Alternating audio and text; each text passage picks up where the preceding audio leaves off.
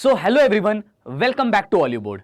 I know that festive season is gone and everybody of you would be celebrating your Diwali, right? So, happy Diwali to all of you, but at the same time, let me make you cautious.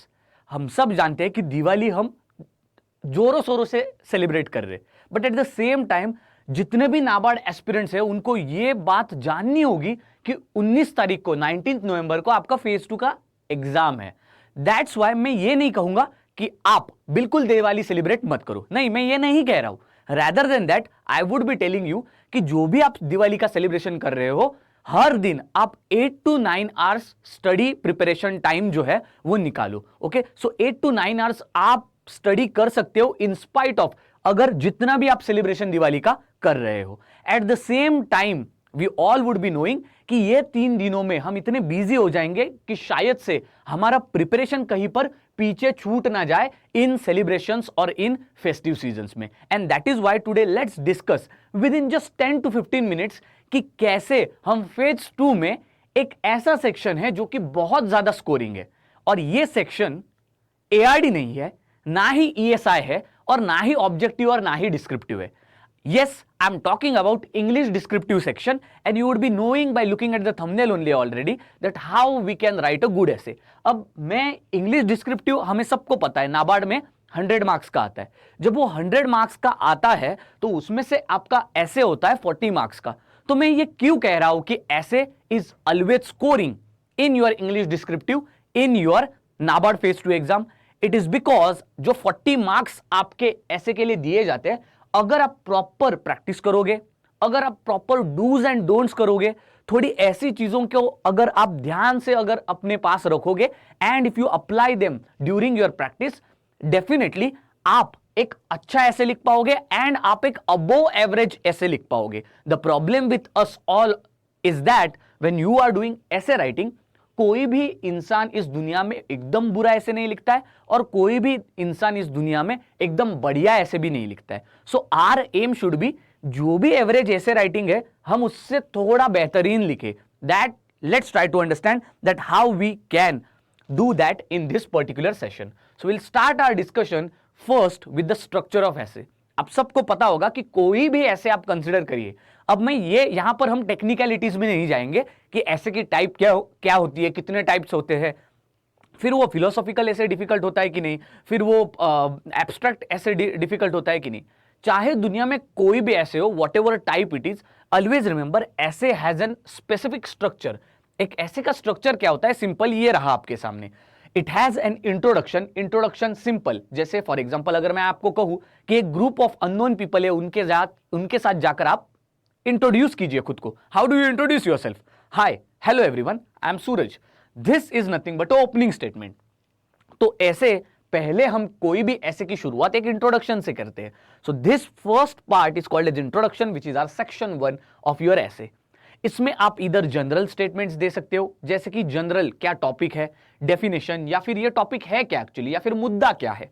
Second, thesis statement. कोई भी अगर statement दी है, कोई भी topic है ऐसे से related, उसके रिलेटेड जो मेन आर्ग्यूमेंट है या फिर जो थीसिस है जो आप प्रूव करना चाहते हो, जिसके बारे में आप बात करना चाहते हो, वो भी वही थीसिस स्टेटमेंट होती है जो आप प्रूव करना चाहते हो, जिसके बारे में आप बात करना चाहते हो. That also could be your introduction. And third option is outline of main points. That is कभी भी आप अगर ऐसे लिखते हो तो पहली चीज आप एक जनरल स्टेटमेंट या थीसिस स्टेटमेंट से स्टार्ट करते हो, पहली 2-3 लाइन, और उसी इंट्रोडक्टरी पैराग्राफ की लास्ट 2-3 लाइन जो रहती है उसमें आप जरूर एक प्रीसेट सेट करते हो या फिर एक बैकग्राउंड सेट करते हो, उसके आजू बाजू की इंफॉर्मेशन सेट करते हो. ठीक है, फॉर एग्जाम्पल सपोज मैं यहां पर ऐसे लिख रहा हूं, जस्ट इमेजिन ग्लोबलाइजेशन के ऊपर, तो मैं ट्राई करूंगा कि ग्लोबलाइजेशन के कंटेक्स्ट में कोई भी मैं कोट लिख दूं या फिर व्हाट इज ग्लोबलाइजेशन सिंपल वो लिख दूं, और उसके बाद कैसे 1991 के बाद globalisation has effect on Indian economy, कैसे इंडिया चेंज हो गया है, overall domestic whatever markets are there, or maybe India as a nation, and how globalization has worked for us. ऐसा एक बैकग्राउंड सेट कर सकता हूं ताकि मैं अपने ऐसे की बॉडी स्टार्ट करूं. सो इंट्रोडक्शन के बाद हमारा बॉडी आ जाती है, which is your section 2. Body is nothing but जो भी आप ऐसे लिखना चाहोगे, हर एक ऐसे में in body we write about multiple dimensions.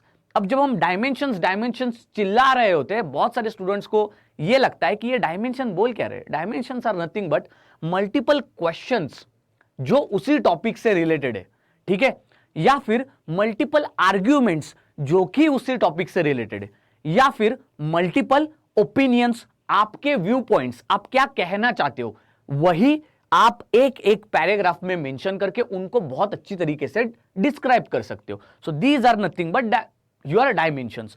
Overall एक डायमेंशंस को आप अगर एक एक पैराग्राफ में नोट करते हो तो definitely you get a body of almost 5 to 6 paragraphs or maybe even 7-8 paragraphs which makes the overall body of your essay. The main body जो रहती है ऐसे की, अगर आप देखते हो इसमें जो भी पहला दूसरा तीसरा जितने भी पैराग्राफ हो, हर एक पैराग्राफ में पहले जो भी आपका आर्ग्यूमेंट है या फिर जो भी आपका डायमेंशन है उसके रिलेटेड स्टेटमेंट होंगी, and related to that statement then there would be some discussion points or further arguments as well as supporting statements. तो paragraph 1 topic statement जो भी आप लिखना चाहोगे, and then supporting statement 1 2 3 or maybe even there is some statement which is not supporting that, you will write there and there itself, and then last to that paragraph you will write a concluding statement which will sum up that discussion of that particular argument. Suppose in globalization की जैसे हमने example लिया था, suppose हम ऐसे लिख रहे हैं कि effects of globalisation on Indian economy, और अगर हम पहला पैराग्राफ अगर हम शुरुआत कर रहे हैं जिसमें हम डिस्कस कर रहे हैं कि कैसे ग्लोबलाइजेशन की वजह से डोमेस्टिक मार्केट्स जो थे वो पूरी दुनिया के लिए ओपन हो गए, India as a market open for all of the world, जब हम इसका डिस्कशन कर रहे हैं तो ऑफकोर्स कंक्लूडिंग स्टेटमेंट में हम ये बोल सकते हैं that how Indian market got connected, okay, got connected with rest of the world. ये हमारा कंक्लूडरी स्टेटमेंट होगा. इसके साथ ही साथ ये भी याद रखना चाहिए कि every paragraph should be connected to the next paragraph. So preceding paragraph should be connected to the succeeding paragraph. And how to do that?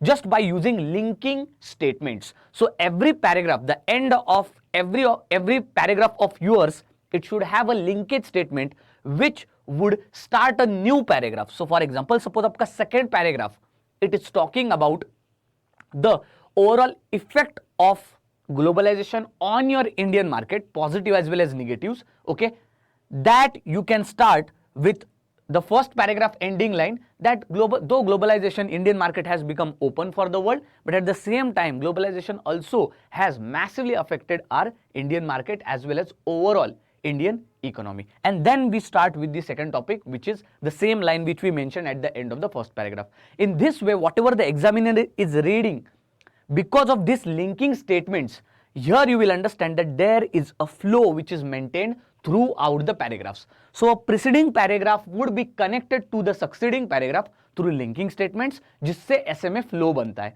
तो आप कितने भी मल्टीपल डायमेंशंस यहां पर डाल सकते हो उसके बारे में हम डिस्कस करेंगे. Then last part is your conclusion. कोई भी अगर आप टॉपिक का डिस्कशन करते हो, अगर आपने कंक्लूड नहीं किया तो ऑफकोर्स फिर उस डिस्कशन का कोई पॉइंट ही नहीं है. ऐसे कंक्लूजन की जब हम बात करते हैं, it is nothing but it is restating thesis only. आपने जो यहां पर थीसिस या फिर जो जनरल स्टेटमेंट या फिर जो टॉपिक लिखा है उस टॉपिक को पूरा बॉडी में डिस्कस करने के बाद आप इन शॉर्ट समराइज कर देते हो. देन ऑल्सो अगर आप कोई एक फाइनल कमेंट देना चाहते हो जो कि आपके पूरे ऐसे का कुछ नहीं बल्कि एक संबोध है, right, that is nothing but the crux of your ऐसे, तो वो भी आप समरी में लिख सकते हो. Overall this becomes the body of your essay. Intro, body, this becomes the structure of your essay: intro, body and conclusion. So this overall makes our essay structure. जब ऐसे स्ट्रक्चर की बात की है हमने, let's now talk about in depth about the introduction. अगर introduction की बात करें, इंट्रोडक्शन क्या होता है ऐसे का? It is nothing but first impression, the hook of your ऐसे और फर्स्ट लुक. कभी आपने कोई भी मूवी देखा है, मे बी RRR मूवी या फिर इनग्लोरियस बास्टर्ड्स, ये मूवी देखा है आपने कभी? अगर नहीं देखा है तो ट्राई करिए देखने के लिए. The first seen only of that movie आपको चौंका देता है और आपको ऐसे हुक पे डाल देता है कि आपका मन करता है इस मूवी को आज खत्म ही करूंगा. This is what hook means. Okay, so आपका introduction is nothing but your first impression. वो आपकी पहली लाइन पढ़ के वो जो ऐसे होगा उससे हमें ये पता लगेगा कि ओके ये मैं आगे पढ़ना चाहूंगा या फिर ये बहुत इंटरेस्टिंग लग रहा है. So always remember, introduction will decide the first impression on examiner, the first look, and it will also provide the first hook which will make examiner to stick to your essay and read it completely. अगर आप introduction की बात करें, यहां पर मैंने दिखाया है hook which starts with broad and some of the narrow points.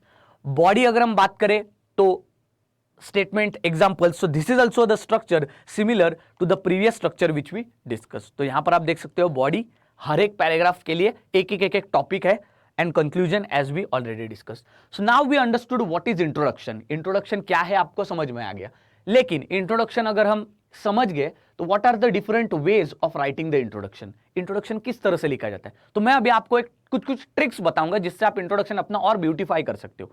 पहला तो है स्टोरी। ग्रैंडमा स्टोरीज तो सुनी होगी, दादी से हम कहानियां बहुत सुनते थे। एक मैं आपको एग्जांपल देता हूं। मैंने अगर आपको कहा कि जाके कोई भी लेक्चर देखो, ओके, मैंने अगर आपसे कहा कि जाकर कोई भी लेक्चर देखो, क्या आप वो लेक्चर देखने के लिए इंटरेस्टेड रहोगे? अगर मैंने आपको बोला कि 3 घंटे पढ़ाई करो, क्या आप इंटरेस्टेड रहोगे? अगर मैंने आपको कहा कि ये बुक पढ़ो 5 घंटे, क्या आप इंटरेस्टेड रहोगे? नहीं, हम बोर हो जाते। पर वही अगर मैंने आपको मूवी देखने के लिए कहा, वही अगर मैंने आपको वेब सीरीज देखने के लिए कहा, वही अगर मैंने आपको कहा कि चलो मैं एक कहानी सुनाता हूं तुम्हें, हमारा इंटरेस्ट जाग जाता है। So that is why always remember introduction, the first type two write a introduction is telling a story. Story क्या? शॉर्ट स्टोरी होनी चाहिए, एकदम सिंपल होनी चाहिए, और ब्रीफली उस टॉपिक के बारे में कुछ भी उस स्टोरी ने हमें बताना चाहिए। This is what story means. For example thirsty crow का सपोज एक कोई भी ऐसे आता है which is related to smart work, या फिर कोई भी ऐसे आता है which is more related to the innovation. ठीक है, इनोवेशन से रिलेटेड कोई भी ऐसे आता है। इनोवेशन एक बहुत ही इंपॉर्टेंट टॉपिक है जो आपकी इंडियन इकोनॉमी में ईएसआई सेक्शन में, राइट। सो देयरफॉर ये आप स्टोरी डेफिनेटली लिख सकते हो थर्स्टी क्रो का, कि पहले क्रो यहां पर था, एक शॉर्ट सी, same like your moral stories और पंचतंत्रा। आप ऐसी कहानियां लिख सकते हो just to start the introduction of your essay. इससे आपका ऐसे थोड़ा सा डिफरेंट भी होता है, लिटिल बिट क्रिएटिविटी भी आ जाती है, and eight the same time examiner boring से डेफिनेशन, ग्लोबलाइजेशन या फिर इनोवेशन क्या होता है, ये बोरिंग चीजें पढ़ के थक गया होता है, and that is why such stories make your ऐसे डिफरेंट। तो आप ऐसी बहुत सारी स्टोरीज, एंड नेसेसरीली ऐसी जरूरत नहीं है कि आप स्टोरी बस पंचतंत्र और ऐसे ही लिखे। फॉर एग्जाम्पल सपोज एक ऐसे हम लिख रहे हैं जिसमें we are talking about agricultural crisis, okay, we are talking about agriculture crisis, और मे बी मैं आपको एक बहुत अच्छा मुद्दा देता हूं। Suppose we are talking about essay, और मे बी एग्जाम में हमारे ऐसे आ जाता है अबाउट फार्म लोन वेवर्स। तो यहां पर मैं एक स्टोरी लिख सकता हूं कि कैसे एक छोटी लड़की जिसका नाम निशा है, जिसके फादर मध्य प्रदेश में एक स्मॉल एंड मीडियम फार्मर है। निशा न्यूज़पेपर में पढ़ती है, जो कि 3rd स्टैंडर्ड में है। उसने न्यूज़पेपर में पढ़ा कि मध्य प्रदेश की सरकार ने यहां पर फार्म लोन वेवर्स का डिक्लेरेशन किया है। निशा अपने फादर को वो न्यूज पढ़ाती है, and the father become so happy कि फार्म लोन वेवर होने की वजह से अब उनसे कर्जा जो है वो उनके सिर से हट जाएगा, एंड देयरफॉर निशा के लिए वो कुछ ना कुछ नई चीजें ले पाएंगे। This story is imaginary but still it gives little bit reality of what is the situation of small and medium farmers in the country, and therefore farm waivers are sometimes proving to be as boon for the country, at least at a short term level. So इससे आप introduction start कर सकते हो, उसको criticise बाद में कर सकते हो। So in this way story is very very helpful. फिर बात करते हैं अबाउट नरेटिंग अ एनेक्डोट। अब याद रखना स्टोरी और एनेक्डोट सेम होता है, लेकिन एनेक्डोट में डिफरेंस ये होता है कि एनेक्डोट में लिटिल बिट रियलिटी होती है, और स्टोरी अगर आपकी एक पैराग्राफ 5-6 लाइन की है तो एनेक्डोट कभी भी 3-4 लाइन का ही होता है। तो फॉर एग्जाम्पल सपोज मैं वुमन इंपावरमेंट के बारे में बात कर रहा हूं, या फिर there is a essay on woman empowerment, और may be about not quitting और not giving up, okay, then I will definitely write an anecdote that how a small girl, okay, कैसे एक छोटी लड़की जिसका ट्रेन से गिरकर एक्सीडेंट हो जाता है, who loses her leg, okay, but still she doesn't just dreams to walk, but she dreams to climb the topmost mountain in the world, and she does that by becoming first women specially able to climb Mount Everest, and she, the girl who had lost her legs, is nonetheless Arunima Sinha. तो इस तरह से आप यहां पर connect कर सकते हो। सपोज वुमन एम्पावरमेंट का है तो इसी तरह से फिर आप कंटिन्यू कर सकते हो कि the example of Arunima Sinha shows us that how नारी शक्ति is still prevalent, and therefore women empowerment is nothing but this is the total power or maybe empowerment which women already possess, which has been already mentioned in our scriptures in form of नारी शक्ति। इस तरह से देखो कैसे हमने एक anecdote से वुमन एम्पावरमेंट को कनेक्ट किया। तो यही बात है, you can either start with story, anecdote, then mentioning a startling fact और स्टैट, ऐसे बहुत सारे ऐसे आएंगे आपके एग्जाम्स में जहां पर may be essay is related to agriculture, agricultural crisis, contribution of agriculture. तो यहां पर हम देखो कैसे, सपोज एक ऐसे जो कि एग्रीकल्चरल कंट्रीब्यूशन से रिलेटेड है, तो यहां पर हम लोग ऐसे को एक बहुत अच्छे फैक्ट से स्टार्ट कर सकते हैं। About 75% of people are living in rural areas and are still dependent on agriculture. About 43% of India geographical area is used for agricultural activity. ऐसे फैक्ट्स से जब हम ऐसे स्टार्ट करते हैं, डेफिनेटली हमारा ऐसे बहुत ही इंप्रेसिव होता है, ठीक है। Then the third type, how to write an introduction.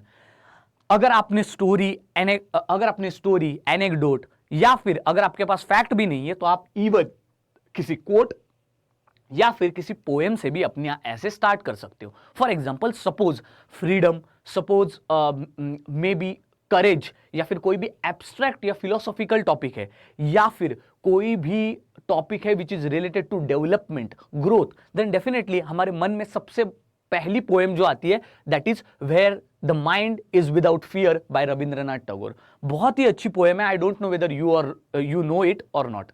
तो हम सबको ऐसे कुछ ना कुछ पोएम्स हमसे रिलेटेड पता होते हैं, but the real trick is कि कैसे आप उन पोएम्स को यूज करके आपका इंट्रोडक्शन बेहतरीन बना सकते हो।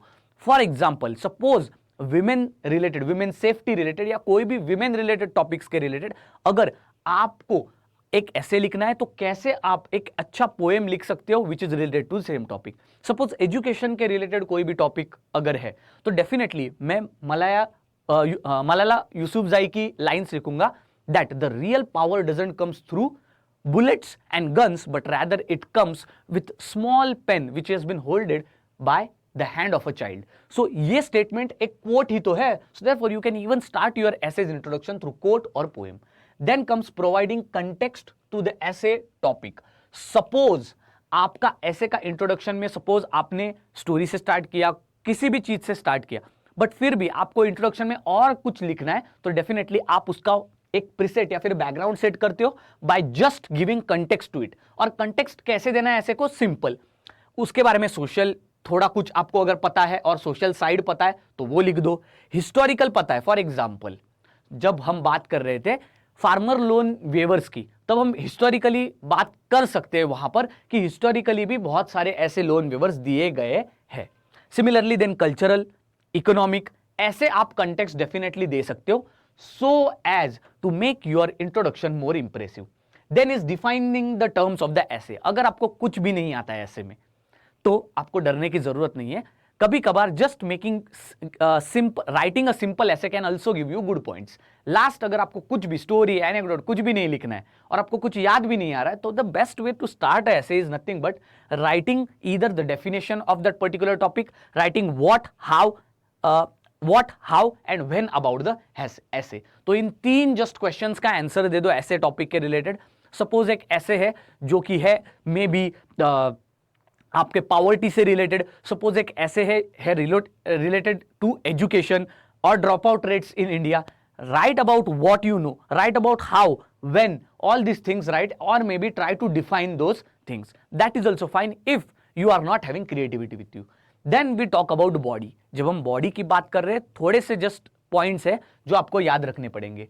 पहले, आप जो भी बॉडी लिख रहे हो, there are different ways again the body can be written. The first thing is that we can write different walks of life of that topic. For example, वो टॉपिक इंडिविजुअली कैसे अफेक्ट कर रहा है, family को कैसे affect कर रहा है, वर्क प्लेस को कैसे अफेक्ट कर रहा है, सोसाइटी, नेशन एंड वर्ल्ड को अफेक्ट कैसे कर रहा है। For example, suppose the effect of globalisation अगर हम ऐसे लिख रहे हैं, तो कैसे इंडिविजुअल को अफेक्ट कर रहा है, कैसे फैमिलीज को अफेक्ट कर रहा है, कैसे वर्क प्लेस को, कैसे सोसाइटी, नेशन और वर्ल्ड को अफेक्ट कर रहा है। इस तरह से आप हर एक लेवल पर लोकस स्टैंडर्ड के ऊपर आप अलग अलग डायमेंशन, सब इंडिविजुअल के लिए एक डायमेंशन हो जाएगा, फैमिली के लिए एक डायमेंशन, वर्क प्लेस के लिए एक डायमेंशन। इस तरह से आपका ऐसे बढ़िया locus standard point of view से बन जाएगा। Then it's problem and solution. Suppose essay is there, maybe related to agricultural crisis और मे बी वाटर स्कार्सिटी, तो यहां पर आप सारे प्रॉब्लम मेंशन करके फिर उसके सॉल्यूशंस मेंशन कर सकते हो। This is also one way of extrapolating your body.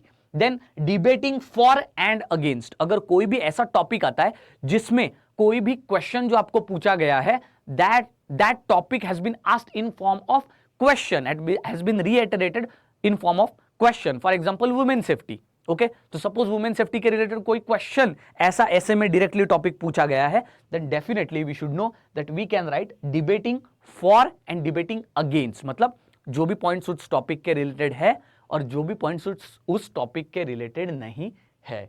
Then sectoral, दूसरी चीज जो कॉमनली बहुत सारे स्टूडेंट्स प्रेफर करते हैं, कोई भी अगर टॉपिक आता है तो उस टॉपिक के रिलेटेड सोशल बातें लिख देते, पॉलिटिकल लिख देते, इकोनॉमिकल लिख देते, एडमिनिस्ट्रेटिव लिख देते, international, environmental, historical, scientific, security and legal. बहुत सारे लोग इसको पेस्टल मेथड भी कहते हैं, pastel in the sense political, economical, social etcetera etcetera, technological etcetera. पर ये जो लास्ट की डिमेंशन है वो बहुत ही एक बोरिंग डिमेंशन है, ये मैं आप सबको बताना चाहूंगा। It's a very boring dimension. Everybody, as a student, I have seen any topic comes, they always connect it with social angle, connect with political, connect with economical. With this, you will lose the originality of the essay. Suppose ऐसे globalisation की वजह से है, तो globalisation को आपको politic, economical, administration, मुझे नहीं लगता इसको आपको हर एक चीज को आपको एक डायमेंशन देना चाहिए। वो ग्लोबलाइजेशन ऐसे आया है ESI के सिलेबस से, इकोनॉमी से। So why not to write a specialised top essay, why not to write multiple dimensions or arguments which are just related to globalization? और ऐसे बहुत सारे आपको dimensions मिलेंगे अगर आप उस टॉपिक से रिलेटेड बहुत अच्छे क्वेश्चंस पूछोगे तो। सो देयरफॉर 5 to 6 क्वेश्चन उसी टॉपिक से रिलेटेड पूछो। ग्लोबलाइजेशन है क्या, ग्लोबलाइजेशन से क्या क्या हो रहा है, okay, what are the problems related to globalisation, okay. तो इस तरह से आप उस ऐसे को स्पेशलाइज्ड या फिर यूनिक बना पाओगे। वरना अगर आप ऐसे ही अगर आप अपने टॉपिक्स को सेक्टोरली अगर आप डिवाइड कर देते हो, then your essay will become like rest of the students and you will get less marks. Then we talk about conclusion. अब conclusion की बात आती है तो it is nothing but summarizing. जो भी आपने लिखा है उसको भाई summarize करना है। और एक बात याद रखना, जितनी अच्छी आपकी समरी होगी उतना ही उस लास्ट जो समरी में आपको पता ही होगा, जो भी एग्जामिनर है उससे जज करेगा कि टोटल ऐसे कैसा हुआ है। Also summary is nothing but it's that note जो एक स्ट्रॉन्ग एंड लास्टिंग इंप्रेशन छोड़ता है किसी भी एग्जामिनर के ऊपर, ओके। उस एक बात याद रखना, अगर introduction is that thing which will decide examiner will read that essay carefully or with interest or not, then conclusion is nothing but which decides will you get good marks or not. क्यों? क्योंकि exactly conclusion read करने के बाद वो pen लेंगे और आपको marks देंगे। That is why I always tell conclusion बहुत ज्यादा इंपॉर्टेंट है। नाउ कंक्लूजन जो भी आप लिख रहे हो, ऑलवेज रिमेंबर, जब भी लिख रहे हो try to conclude it, clarity रखो। जो भी आप लिखोगे, जो भी आपने पूरे बॉडी में लिखा है उसको क्लैरिटी से कंक्लूड करो। कंसर्न दिखाओ, that is whatever the problem is, maybe the topic is talking about, always show an optimistic, positive और may be way forward in your conclusion, and also at the end quote the consequences also, okay.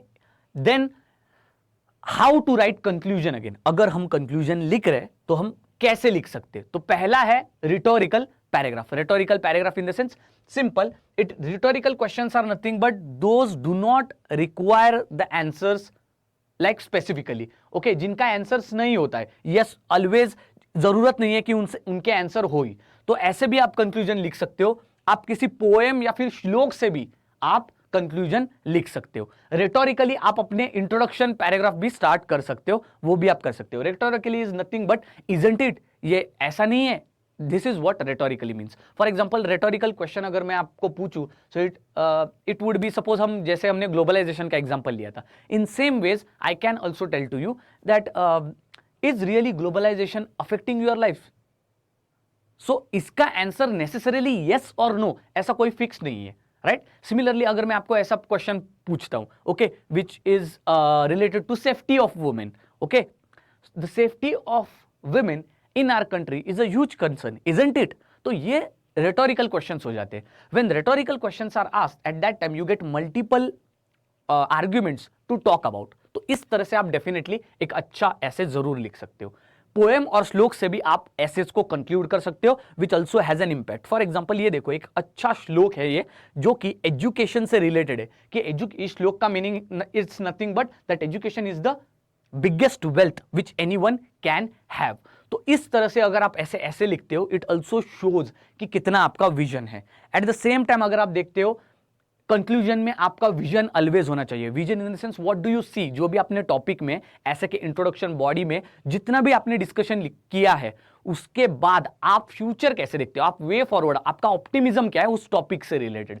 And then comes a quote, आप quote से भी जैसे आपने ऐसे शुरुआत किया था वैसे ही आप एक एंडिंग कोट से जो कि समराइज करता है आपके पूरे ऐसे के डिस्कशन को, आप ऐसे का कोट भी लिख सकते हो, इको भी कर सकते हो। इको टेक्निक एक बहुत बढ़िया टेक्निक होती है।